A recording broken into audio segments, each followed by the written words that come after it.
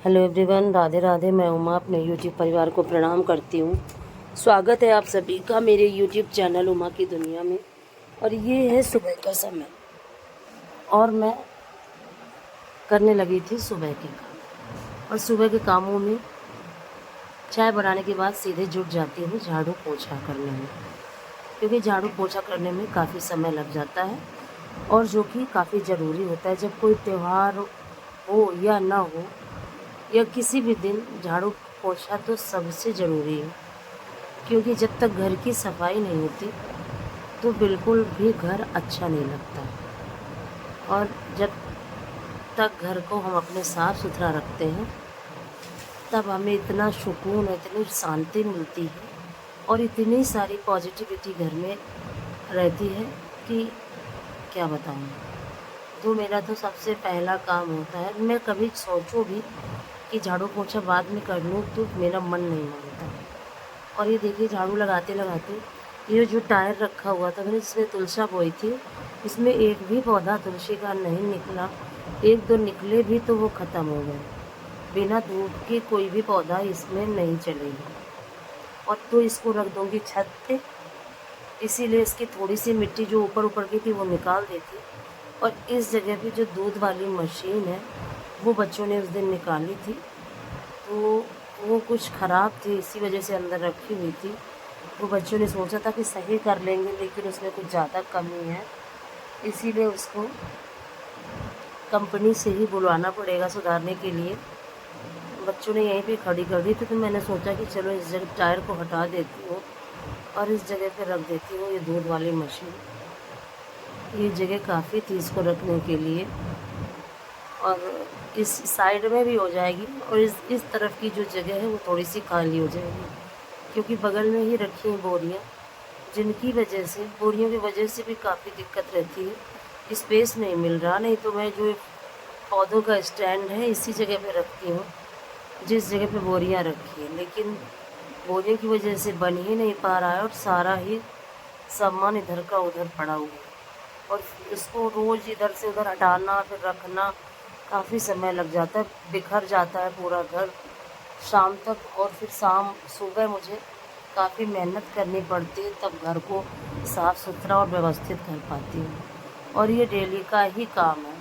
और देखिए, झाड़ू मैंने लगा ली थी सभी जगह पे और लगाने लगी थी पोछा। और पोछा मैं बैठ के तो नहीं लगा पाती हूँ, इसीलिए झुक के लगाती हूँ, क्योंकि बैठने से पैर में काफ़ी दिक्कत हो जाती है।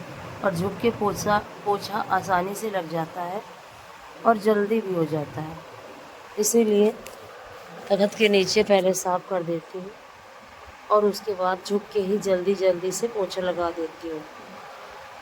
पोछा करने के बाद फिर नहाऊंगी, पानी भरूंगी नहाने के बाद, और उसके बाद जाऊंगी मंदिर। और आज ये वीडियो है पूर्णिमा वाले दिन का। एक दिन वीडियो नहीं पड़ा, इसीलिए गैप हो गया, उसी गैप की वजह से वीडियो इधर उधर हो गए। और ये देखिए, जल्दी जल्दी से पोछा लगा देती हूँ और उसके बाद आपसे मिलती हूँ नहाने के बाद। नहाने के बाद पूजा की तैयारी पहले ही करके रख ली थी। डिब्बियों में सब थोड़ा सारा सामान भर के रख लिया है। सावन महीने भर भगवान का अपने सूक्ष्म तरीके से भगवान का रुद्राभिषेक करती हूँ मंदिर में जाके, बिल्कुल साधारण तरीके से। जो भी मेरे पास घर की सामग्री जो भी रहती है उसी से भगवान की पूजा करती हूँ, वही प्रभु को समर्पित कर देती हूँ। और ये मेरा पूरे सावन महीने का ही हर बार का ये नियम है। और इस नियम के साथ ही सावन के महीने में भगवान की पूजा करती हूँ। दूध, दही, गंगा जल, शहद, घी, शक्कर सभी कुछ प्रभु को समर्पित करती हूँ। फल हुआ फल, मिठाई हुई मिठाई, नहीं तो मेवे का भोग लगा देती हूँ। और धूप दीप करके और शाम को दीपक जलाती हूँ। और सोमवार के दिन दोनों ही समय रुद्राभिषेक करती हूँ अपने हिसाब से, जो भी मुझे आता है सूक्ष्म तरीके से, ज़्यादा उसको विस्तृत नहीं करती। पूजा भी हो जाए। और पूजा करने का अपना एक भाव होता है। ज़रूरी नहीं कि हम पंडित बुला के और उसको विस्तार से ही पूजा करें तो वही पूजा मानी जाती है। मेरे हिसाब से जो भी अपने मन से, अपनी श्रद्धा से हमारे अंदर भाव होना चाहिए, और उस भाव से अगर हम प्रभु की पूजा करते हैं तो वो हमारे ऊपर अपना हाथ ज़रूर रखते हैं। और इसी तरह से मैं कई सालों से, करीब 5 साल हो गए, और 5 सालों से मैं लगातार इसी तरीके से कर रही हूँ। और ये देखिए, आ गई थी नहाने के बाद छत पे फूल लेने के लिए। ज़्यादा फूल तो नहीं मिलते हैं, 1-2 निकल आते हैं। तो ये है हजारी गेंदा की बेल जो मैंने दिखाई थी आपको। अब पौधे काफ़ी बड़े बड़े हो गए हैं और काफ़ी सूख गए थे कई गमले। तो ये देखिए, तो डालना पड़ा मुझे पानी। और ये है 12 मासी गेंदा, इसके 4-5 ही पौधे निकले हैं। और ये लाल वाले गेंदा, इसका भी 5-7 ही पौधा निकला है। और पानी डालने के बाद देखिए, एक गुलाब का फूल मिला है और 2-3 ये बैंगनी वाले फूल। और इन डिब्बियों में सारा सामान पूजा कर रख लिया है। और अब जाती हूँ मंदिर, ले लेती हूँ जल, और पूजन की सामग्री मैं इसी छोटी सी डलिया में रख लेती हूँ, जिससे कि मुझे आसानी से मैं इसको ले जा सकूँ। और मंदिर से पूजा करने के बाद आ चुकी थी घर में, और गुरु पूर्णिमा वाले दिन से ही मैं पूजा शुरू कर देती हूँ। और फिर उसके बाद स्नान कराने लगी थी भगवान जी को। और पूर्णिमा के दिन पंचामृत से भगवान को स्नान करवाती हूँ। कभी कभी 5 चीज़ें अलग अलग करके स्नान करवाती हूँ, कभी कभी एक में ही मिक्स कर लेती हूँ। तो सबसे पहले दूध, दही, गंगा जल, शहद, शक्कर, इन सब चीज़ों से स्नान कराऊंगी। फिर प्रभु को इत्र लगा के और माता लक्ष्मी को पान के पत्ते में बिठा के ही रखती हूँ पूर्णिमा वाले दिन। और कोशिश करती हूँ कि प्रभु की सेवा एक अच्छे भाव से करूँ, और करती भी हूँ। और देखिए, सभी चीज़ों से स्नान कराने के बाद जल से स्नान कराना काफ़ी ज़रूरी हो जाता है। और इस तरह से अपने भगवान को कुछ थोड़ा समय ज़रूर देती हूँ। और धूप भी जला देती हूँ। कोई भी पूजा करने से पहले सबसे पहले धूप ही जलाती हूँ। और दीपक तो मेरा डेली ही जलता है। और देखिए, कुछ इस तरीके से गणेश लक्ष्मी जी को स्नान करवा दिया था। और इसके बाद करवाऊंगी स्नान विष्णु भगवान और लक्ष्मी माता को। जिस तरह से गणेश लक्ष्मी, और ये मेरे चांदी के गणेश लक्ष्मी हैं, काफ़ी छोटे हैं। थोड़ा सा इनका जो विग्रह है काफ़ी छोटा है, लेकिन जब मैं लेने गई थी तो मुझे इससे बड़े मिले ही नहीं थे। और फिर जो बड़े थे वो काफ़ी बड़े थे, तो उतने बड़े मैं ले नहीं सकती थी। और इस तरह से देखिए, इनको स्नान कराने के बाद, इनको पोंछने के बाद इनकी इत्र से मालिश करूँगी। मालिश यानी कि पूरे इनके विग्रह में इत्र लगाऊंगी। और उसके बाद इनकी पूजा करूंगी। और इनको देखिए, पान के पत्ते में बिठा के ही सिंहासन में बिठा देती हूँ। और इसी तरह से करने की कोशिश करती हूँ कि काफ़ी अच्छे से भाव से भगवान की पूजा कर सकूँ। आप लोग भी दर्शन कर लीजिए मेरे गणेश भगवान और लक्ष्मी जी के। और इनको कितना भी साफ़ करो, 1-2 दिन तो ये साफ़ रहते हैं, और फिर वैसे ही रंग इनका चेंज हो जाता है, काले काले जैसे दिखाई देने लगते हैं। और कुछ मेरे पूजा घर में रोशनी की भी कमी है। एक बल्ब यहाँ पे लगा था, वो होल्डर ही ख़राब हो गया, और तब से मैं नहीं लगवा पाई हूँ उस जगह पे होल्डर। और ये देखिए, विष्णु भगवान और लक्ष्मी जी को भी करा देती हूँ पंचामृत से स्नान। और इस तरह से पूर्णिमा के दिन माता लक्ष्मी को पूजा करने के बाद मुझे काफ़ी सुकून और शांति मिलती है। माता लक्ष्मी के साथ भगवान गणेश की कृपा, भगवान वासुदेव की कृपा सदैव मेरे ऊपर और मेरे परिवार के ऊपर बनी रहे, यही इनसे प्रार्थना करती हूँ। मुझे और मेरे बच्चों को सदा निरोगी रखें भगवान। और इसी प्रार्थना के साथ पूजा करती हूँ। और पूजा मेरी हो चुकी थी और करवा देती हूँ आपको भी भगवान के दर्शन।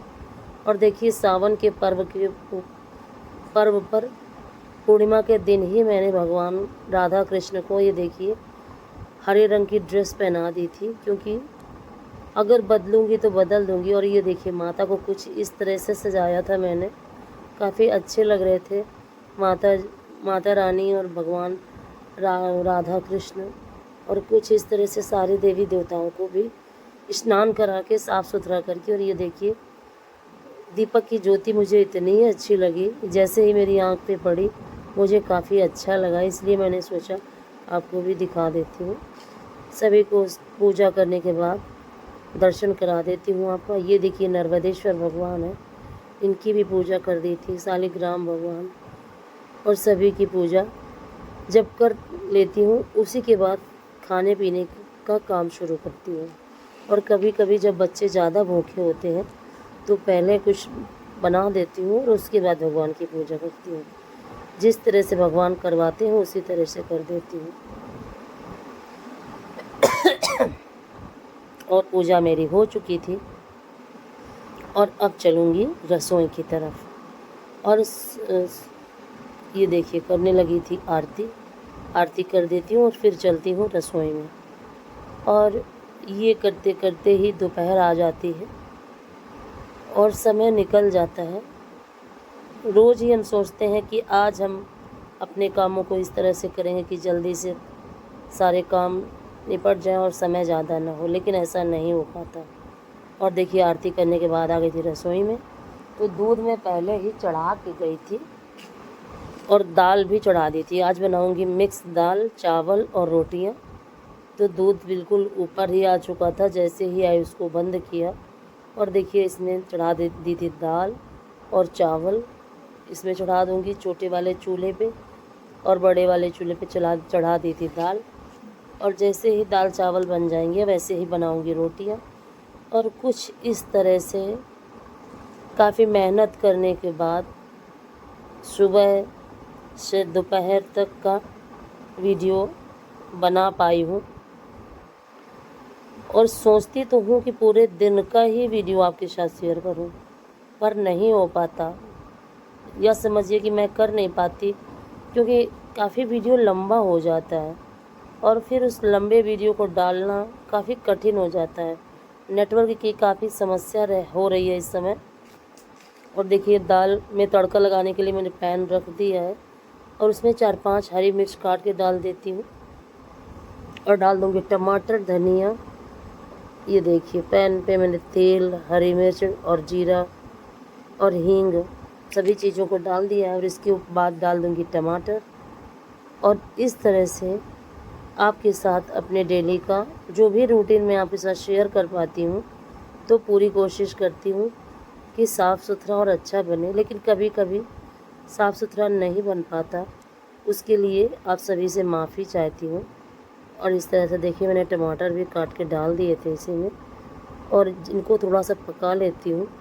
उसके बाद इसी में डाल दूँगी धनिया और लगा दूँगी तड़का और बच्चों को खिलाऊँगी। और दाल में मुझे ज़्यादा थोड़ी गाढ़ी लग रही थी मुझे दाल, इस वजह से थोड़ा सा डाला था पानी, तो उसमें खौल लानी थी, तो खौल मेरी आ चुकी थी। और इधर मेरा देखिए ये टमाटर वगैरह भी पक चुका है और इसको अब लगा देती हूँ तड़का। और इसके बाद बच्चों को खिलाने के बाद खुद भी खाऊंगी और फिर वही रसोई की सफाई, बर्तन, फिर वही काम जो रात में करना पड़ता है वो दोपहर में, सुबह, कुल मिला के हमारा समय इसी में निकल जाता है।